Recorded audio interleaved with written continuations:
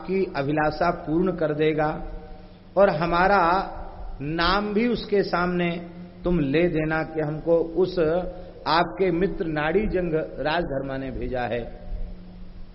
तो मेरुब्रज नाम का नगर वहां यह पहुंचा और पहुंच करके इसने सूचना दिया। तो प्रसन्न होकर राक्षस राज विरूपाक्ष ने कहा कि इसको आदर पूर्वक लाया जाए। और गौतम वह ब्राह्मण आदर पूर्वक सेवक राजा के पास लेकर के आए। राजा ने कहा, महाराज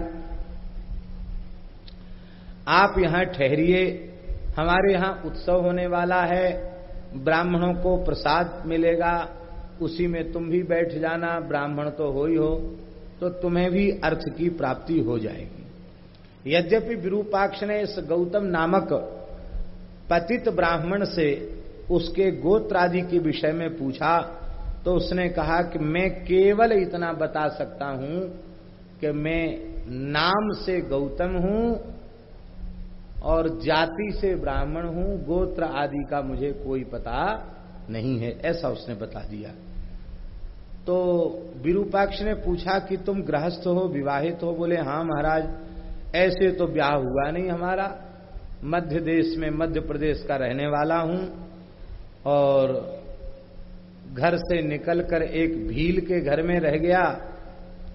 वहां एक चतुर्थ वर्ण की विधवा स्त्री से, जो पहले किसी अन्य की पत्नी रह चुकी थी, उसको मैंने स्वीकार कर लिया है और इस तरह से मैं अविधि पूर्वक गृहस्थ हो गया हूं, ये बात उसने कही। अब विरूपाक्ष चिंतित हो गया। सुपात्र को ही दान देना चाहिए और ये ब्राह्मण, ये तो ब्राह्मणत्व के नाम पर इसके भीतर कुछ भी शेष नहीं है, क्योंकि महाभारत में आपद धर्म पर्व में ही यह बात आई है कि ब्राह्मण का ब्राह्मणत्व, ध्यान से सुनो, ब्राह्मण का ब्राह्मणत्व तब तक रहता है जब तक कि वह इतर जाति की स्त्री का स्पर्श नहीं करता। चतुर्थ वर्ण की स्त्री का स्पर्श करते ही उसका ब्रह्मत्व नष्ट हो जाता।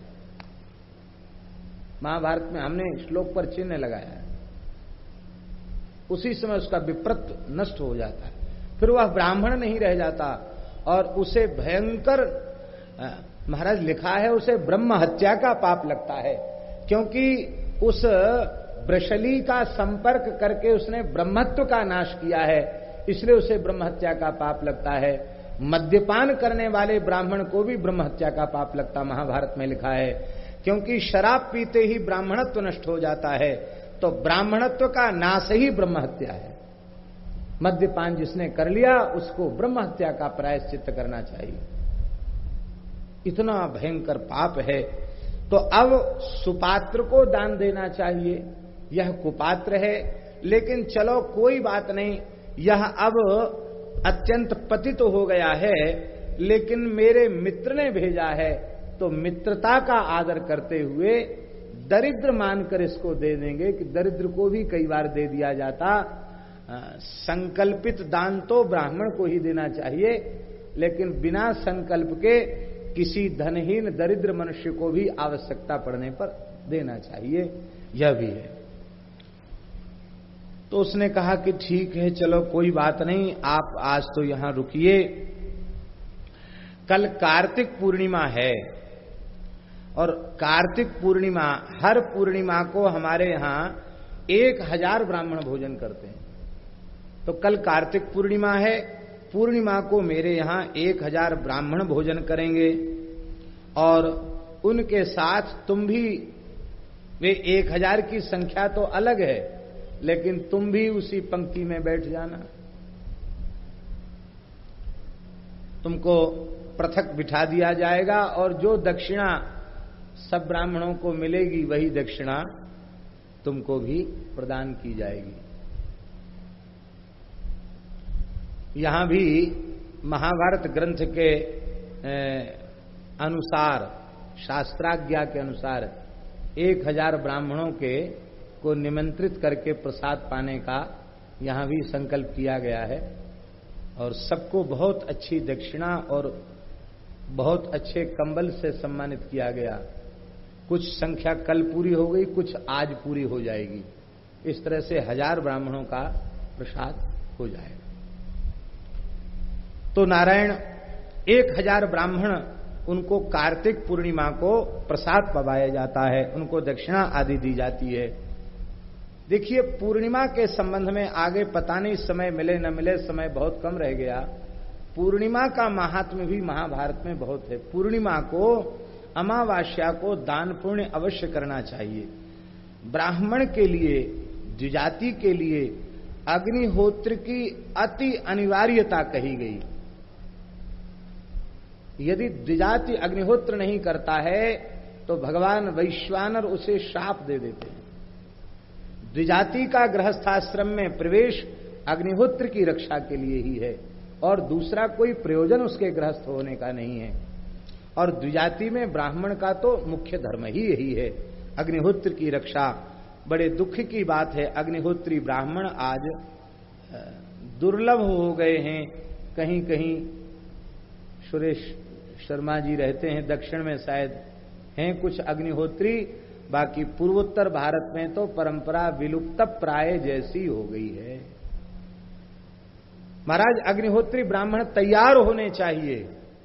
हम तो कहते हैं कि अपने अपने क्षेत्र के श्रीमंत व्यक्तियों को, एक एक व्यक्ति को, एक एक ब्राह्मण को अग्निहोत्री बनाने का ठेका ले लेना चाहिए कि तुम ठीक से वेद पढ़ो, संस्कार संपन्न हो, गृहस्थाश्रम में विधि पूर्वक प्रवेश करो और केवल तुम्हारा काम अग्निहोत्र की रक्षा करो। तुम्हारा सारा मासिक खर्च हम देंगे, तुम्हारे परिवार का खर्च देंगे, तुम्हारे बालकों की पढ़ाई लिखाई का खर्च देंगे।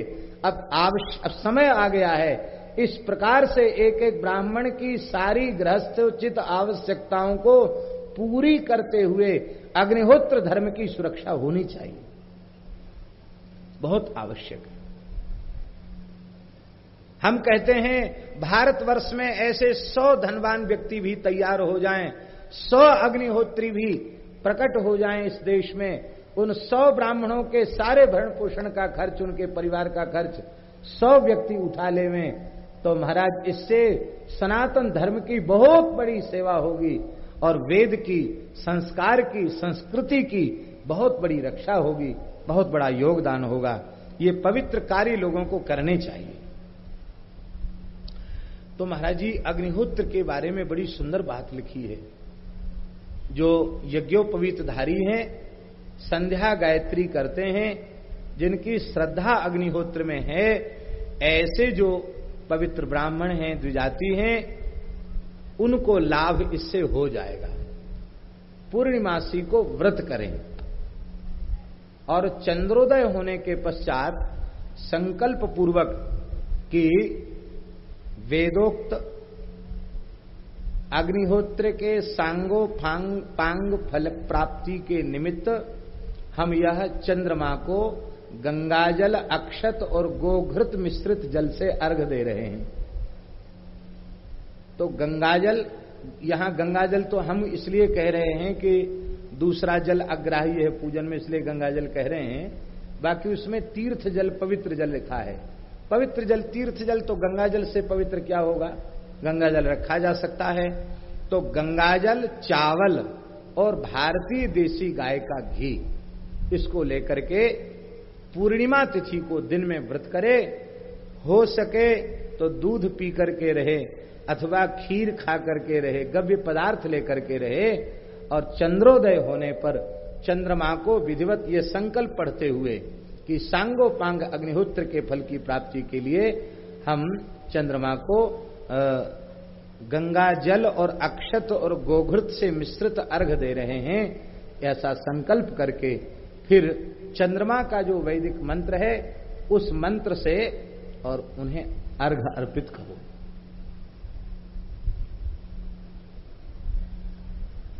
और नहीं तो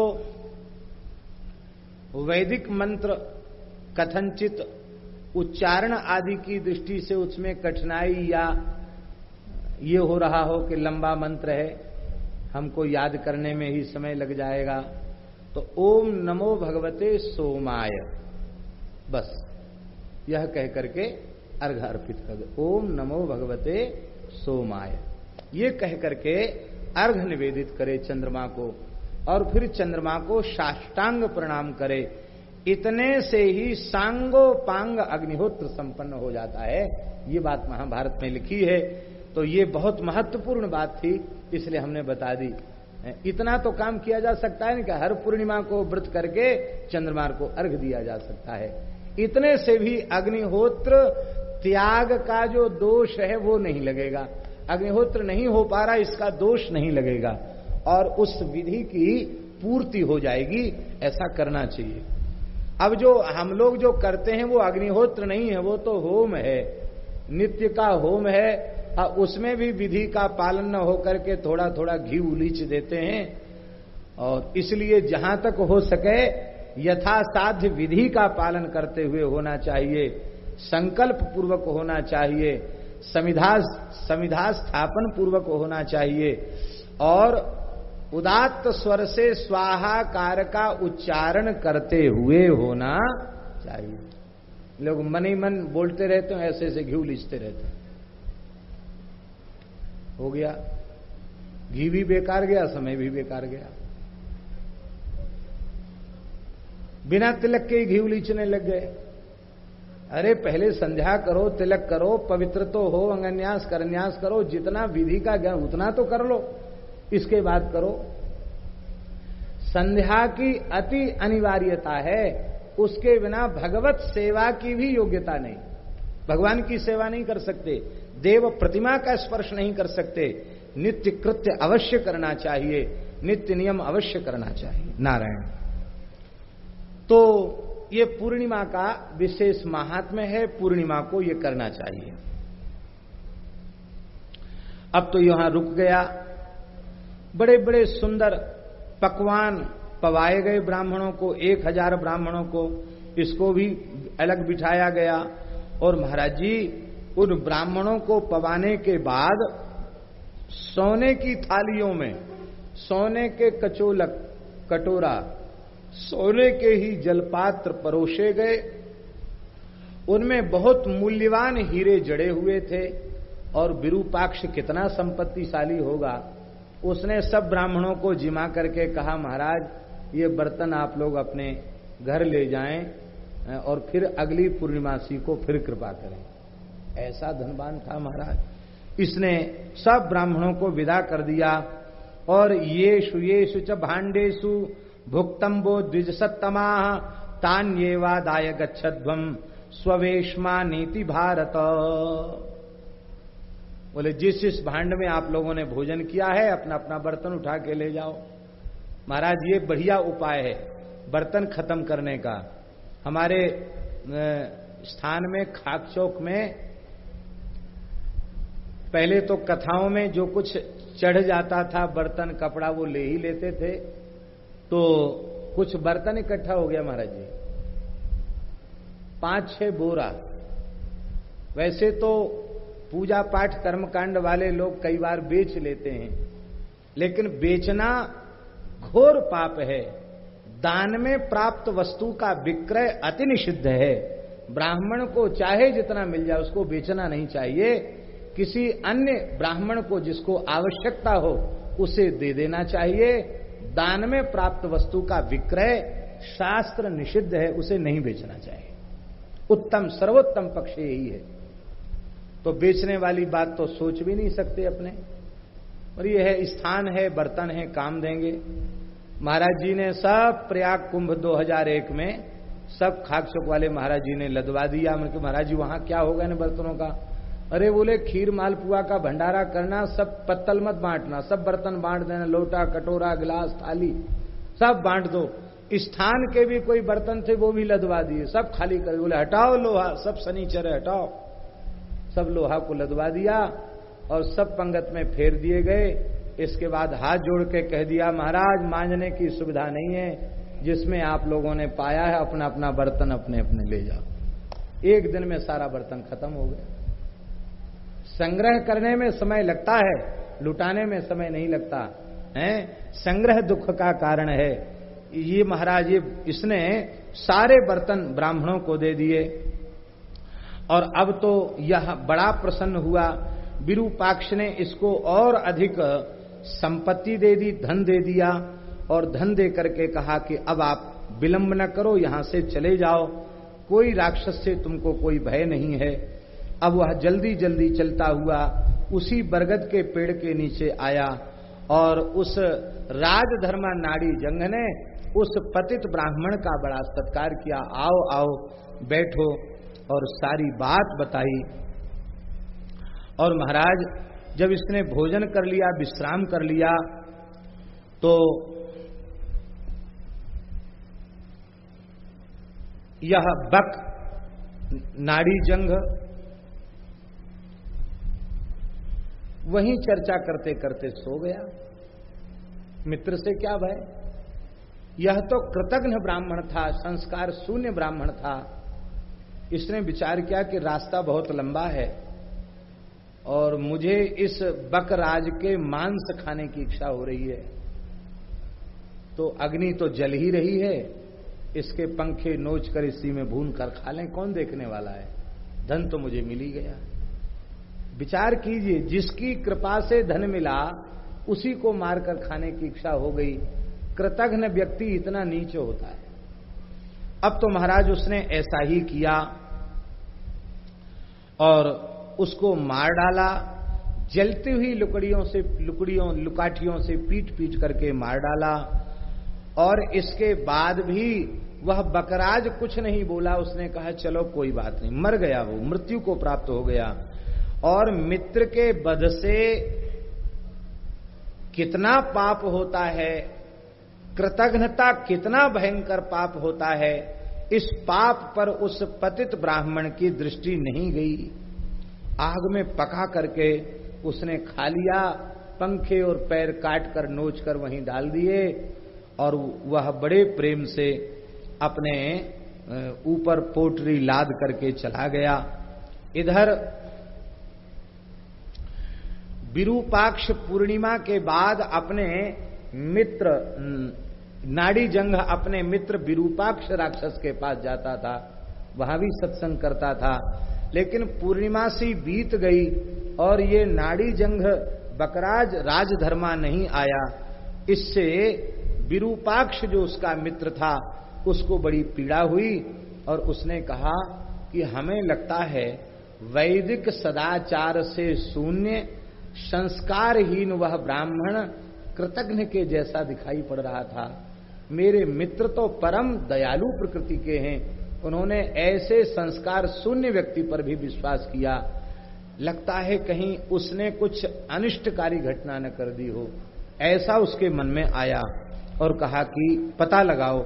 अपने राक्षसों को भेजा तो उन्होंने वो आकर रोने लगे, बोले महाराज वहां तो उसके पंख नोचे हुए, पैर कटे हुए पड़े हैं, रक्त के कण वहां गिरे हुए दिखाई पड़ रहे हैं, लगता है वो पतित उसको मार के खा गया। अब तो विरूपाक्ष बहुत क्रुद्ध हुआ और क्रुद्ध होकर बोला कि अब इसको पकड़ लो, जाने ना पावे।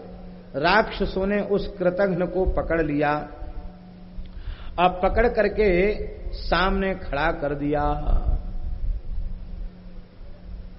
अपने मित्र नाड़ी जंग राजधर्मा के शरीर के अवशेषों को देख करके विरूपाक्ष रोने लग गया। राज्ञश्च दर्शयामाशु शरीरम राजधर्मणः कृतघ्नं पुरुषं तंच गौतमं पापकारिणं रुरोध राजा तम दृष्ट्वा सामात्यस्य पुरोहिता आर्तनादश्च सुमहान् अभूत् तस्य निवेशने शस्त्री कुमार कंचपुरम बभूवा स्वस्थ मानसम। सब रोने लगे। और महाराज इसके बाद उस ब्राह्मण के लिए उस विरूपाक्ष ने कहा कि इसको मारने में कोई दोष नहीं है, राक्षसों को आज्ञा दे दी कि इसको मार करके खा जाओ। राक्षसों ने उस कृतघ्न को मार डाला, उसकी बोटी बोटी खा गए वो लोग, वध कर दिया उसका। वध तो कर दिया, लेकिन उसको खाने की इच्छा राक्षसों ने नहीं की। राक्षसों ने कहा कि हम लोग नरमांस भक्षी अवश्य हैं, लेकिन इतने बड़े कृतघ्न और नीच का मांस हम नहीं खाएंगे। राक्षसों ने कहा मार तो डाला हमने, पर इसका मांस हम नहीं खाएंगे। तब राक्षस राज ने कहा कि इसको दस्युओं को दे दो। दस्युओं ने राक्षस राज के चरणों में प्रणाम किया और कहा इस कृतघ्न के मांस को हम लोग भी नहीं खाएंगे। तब इसके बाद कहा कि इसको मांसाहारी जो जीव हैं उनको दे दिया जाए। पर मांसाहारी चील, कौआ, गीध, उन्होंने भी, कुत्ता, सियार, उन्होंने भी उस दुष्ट के मांस का स्पर्श नहीं किया, वो भी मांस नहीं खाए। इसलिए लिखा है कि क्रव्यादाह अपि राजेंद्र कृतघ्नम नोप भुंजते। कृतघ्न के मांस को क्रव्याद मांसाहारी पशु पक्षी भी उसके मांस को नहीं खाते हैं। ब्रह्मग्ने च शुरापे च चौरे भग्न व्रते तथा निष्कृतिर्विहिता राजन कृतघ्ने नास्ति निष्कृति ही। पितामह भीष्म कह रहे हैं राजन युधिष्ठिर, ब्रह्म हत्या का प्रायश्चित है, शराब पीने का भी प्रायश्चित है, चोरी का भी प्रायश्चित है, व्रत भंग कर दिया गया है तो उसका भी प्रायश्चित है, किंतु कृतघ्नता का कोई भी प्रायश्चित नहीं है। कृतघ्नता इतना भयंकर पाप है।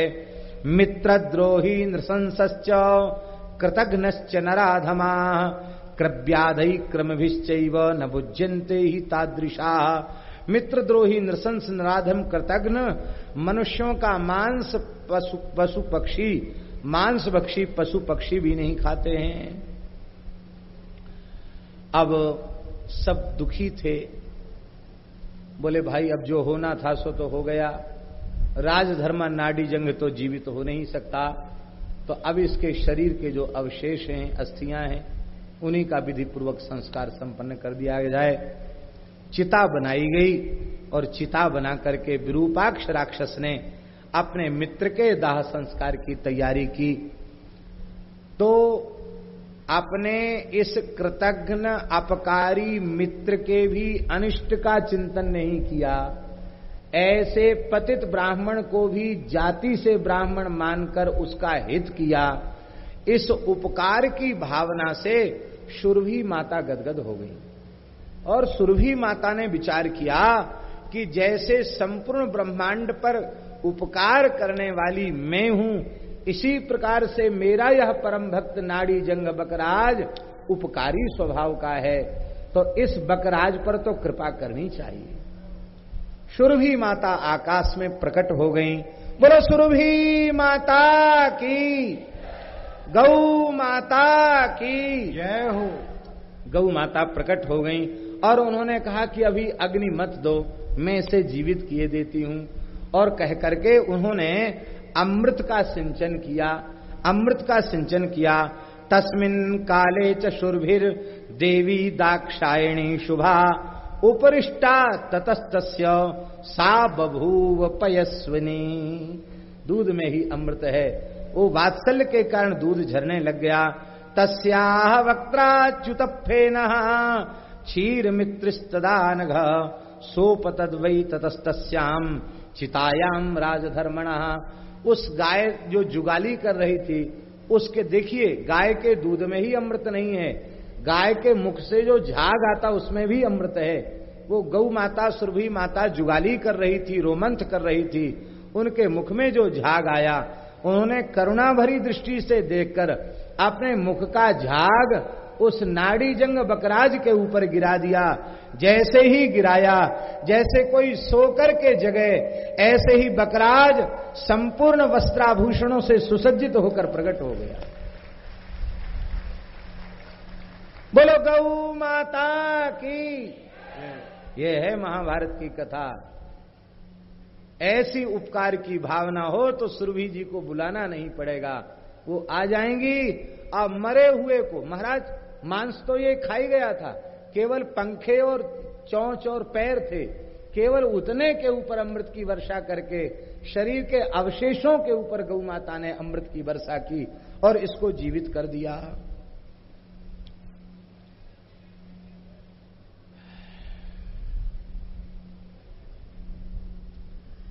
आप कहेंगे इतने बड़े गोभक्त, इतने बड़े उपकारी व्यक्ति के साथ ऐसी घटना क्यों घटी? क्यों कोई घटना के ऊपर कोई ना कोई रहस्य तो होता है, तो उसका भी चर्चा यहां है।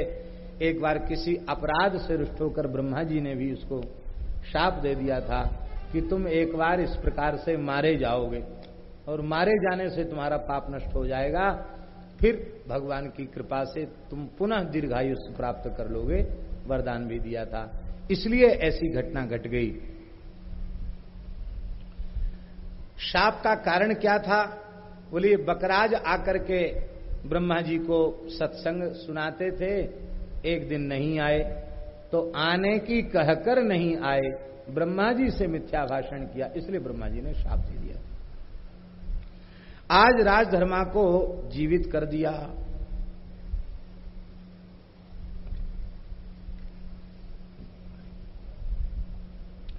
लेकिन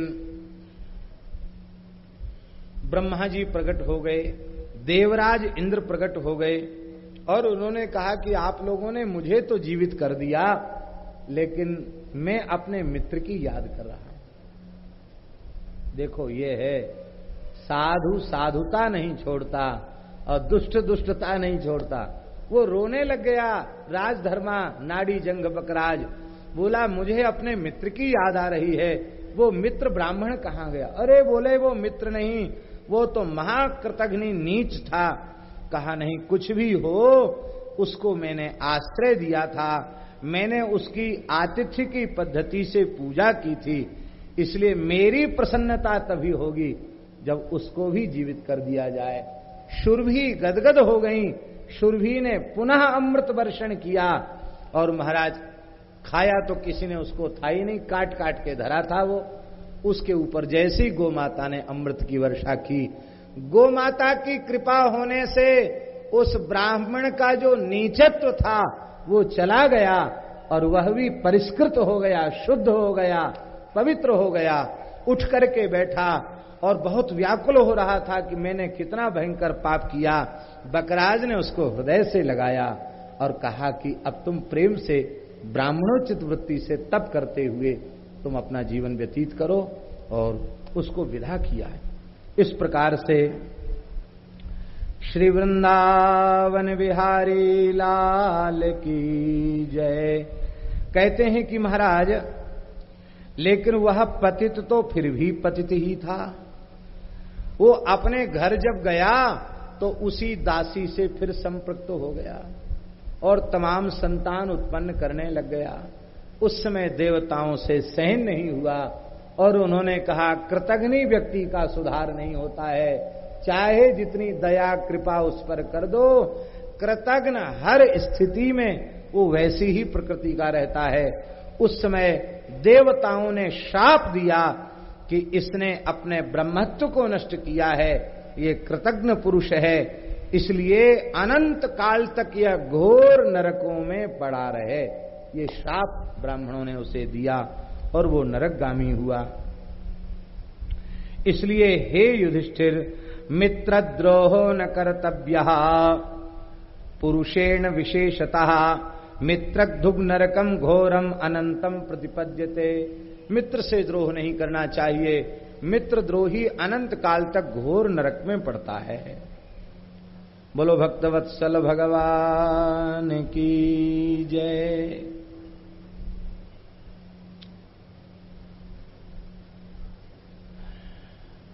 युधिष्ठिर बहुत दुखी हो गए।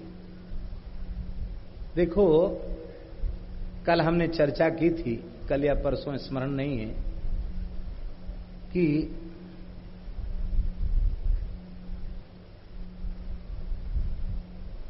जो अत्यंत मलिन होते हैं,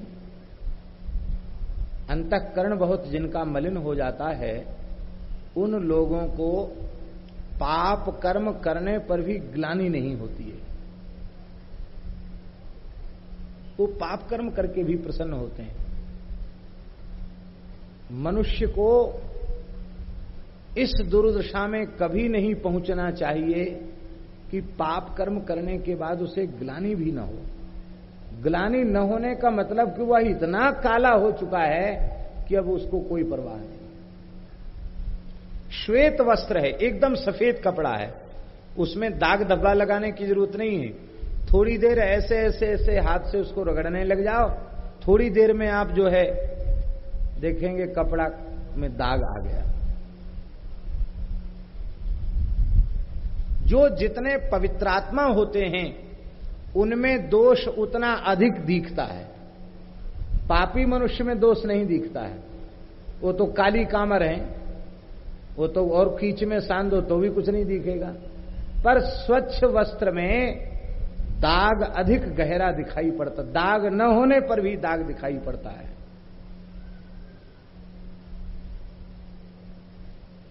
और जब दाग दिखाई पड़ता है तो फिर वह शौचाचार संपन्न व्यक्ति दाग नहीं है फिर भी दाग जैसा दिखता है, तो उसको भी वह धो डालना चाहता है? धो डालना क्या है? यही है प्रायश्चित, उस दाग को समाप्त करने की क्रिया, इसी को प्रायश्चित कहते हैं। तो मनुष्य प्रायश्चित के योग्य भी न रहे, ऐसी दुर्दशा उसकी नहीं होनी चाहिए। यद्यपि युधिष्ठिर को भगवान समझा रहे हैं, ऋषियों ने समझाया है, व्यास जी ने समझाया है, और स्वयं भीष्म जी ने इतना लंबा चौड़ा समझाया, लेकिन जैसे ही ये कथा सुनी युधिष्ठिर फिर रोने लगे। बोले कितने मित्रों को मार दिया, हमसे तो ये हो गया, हमसे वो अपराध हो गया। तब फिर उनको समझाने के लिए फिर मोक्ष धर्म पर्व का आरंभ किया। और क्योंकि कर्तापने का जो अहंकार है वही जीव को बार बार भोक्ता बना करके रखता है, इसलिए